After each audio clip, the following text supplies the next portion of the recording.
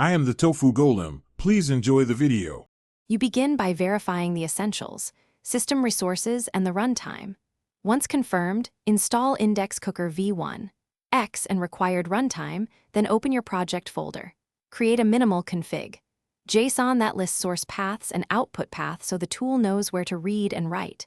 Next, run the initial dry run command to validate paths and detect obvious errors.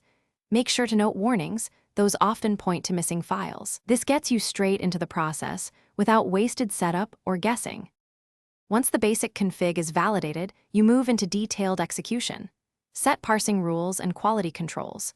You should pick tokenization, stop words, and min token length, 3, so index quality is consistent. Then adjust performance knobs, batch size, and concurrency to match your hardware, and set memory limit in MB to avoid OOM crashes.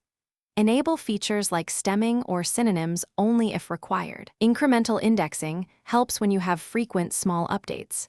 As you tweak, run small test jobs to measure throughput. You now execute the full run with the production config and watch logs closely.